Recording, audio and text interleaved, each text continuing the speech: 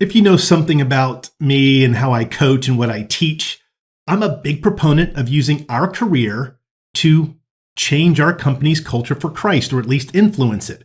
And the best way to do it, in my opinion, is to pursue advancement within the company, kind of marching up that chain of command, the ladder of success. However, if I were to ask you one-on-one, how excited are you about pursuing that next level of leadership, whether it's a manager or a director or VP or senior executive, it's likely that you might say, no thanks. The reasons for this are pretty obvious. I think a lot of people can guess them, and yet there is one hidden reason why many people don't. So keep watching, and I'm going to discuss what the reasons why most people don't pursue it, and the hidden reason why that's based on amazing psychology and what we can do about it. Hi, my name is Shawn Sommerkamp, and this is Motivationeer Christian Coaching.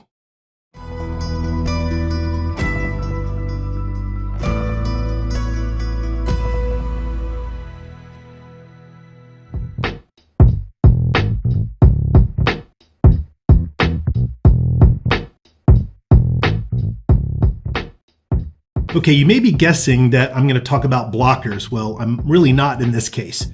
I'm going to talk about a concept that was developed by a guy, a Russian psychologist in the late 1800s, early 1900s, named Lev Semyonovich Vygotsky. Yeah, that's a mouthful. He developed what is known as the zone of proximal development. If you're in the world of education, you might know this already, but at the time that he was being a social scientist to help impact the Russian learning system, he noticed that kids were getting pigeonholed based on psychometric testing, which only looked at what their current skill was and guessed at their future skill. And he thought that was a massive waste of future talent. So he developed this concept called the zone of proximal development to help us understand that gap and what we can do about it. Basically, his concept says this: that zone of proximal development is the distance between what we're comfortable doing on our own, our individual ability right now to solve problems at a certain level, and the ability that we can obtain and will use to solve those problems when guided by a more knowledgeable other, an MKO, which is what he called it. He believed that when you have someone kind of walking beside you that has the exact experience that you're missing, you will be able to achieve it. You will be able to learn it. And this is, of course, a profound truth taught by Jesus. This is the whole concept of discipleship. The 12 were certainly not ready to evangelize the world, and Jesus taught them. As you saw in my last video, which got quite a few views, another way to look at discipling, Jesus asked them a lot of questions to kind of help them develop that learning path to being fishers of men. So many companies, and these are some of the reasons why, I guess I'll say obvious reasons why we don't pursue advancement, is because you have probably seen someone who has been advanced in your company or past companies just get thrown into the fire.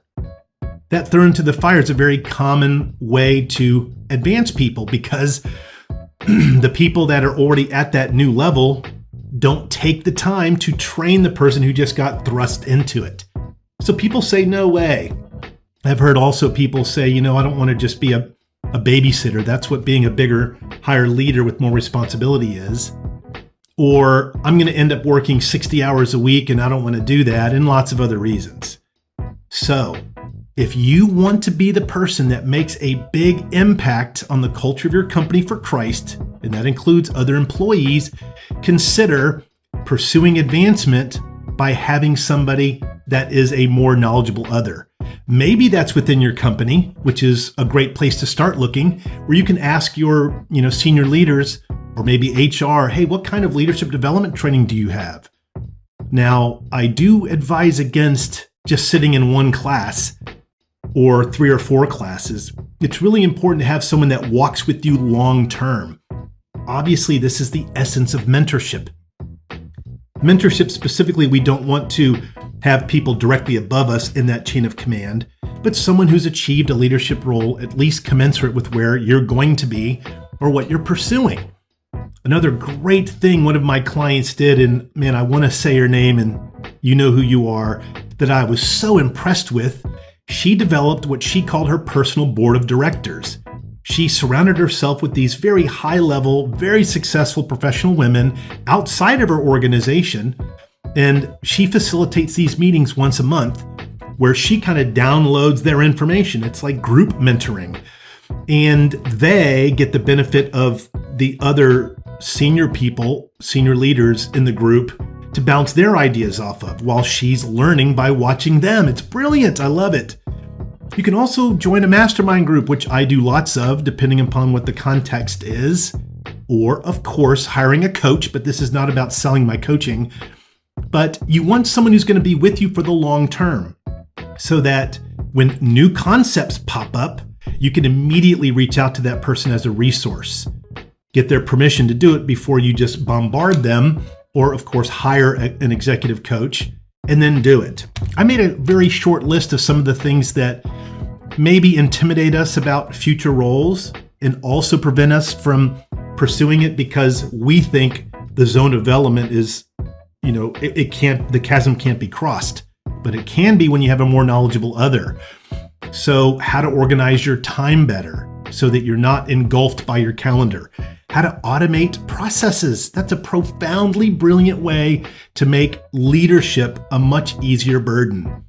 How to effectively manage uninspired employees. We're not babysitting. You're going to have some employees that are rock stars and some that aren't. Get someone who's more knowledgeable, who's done this many times and knows how to do it to help you learn how to do it. How to present new ideas to senior leadership. We're all kind of timid about looking stupid when we're presenting new ideas to very important people in our companies. Find someone who knows how to do it. How to build a business case. How to hire a whole new team. How to manage a huge budget, which goes along with that, hiring a new team. Creating greater efficiency so that you're not working endless hours, and so on and so on. You can be a great leader in your company. And as you pursue it, you're going to be able to take Christ with you. He is our cornerstone. We base everything that we do on our love for God. They're the center of everything for us, and the Spirit guides us. We don't want to let fear keep us from pursuing it just because we don't know what to expect. We can, based on Mr. Vygotsky's experience and training, we can lessen that large zone into something more proximal by finding someone who's more knowledgeable and asking them for help, or maybe even hiring someone for help. Thanks for watching. Please like and subscribe for 2 new videos each week. Tell me in the comments below about your career situation, and I'll make a video for you with a shout out. You can also become a member at Motivationeer.com. Your career is not just a way to make a living, it's a way to transform the world.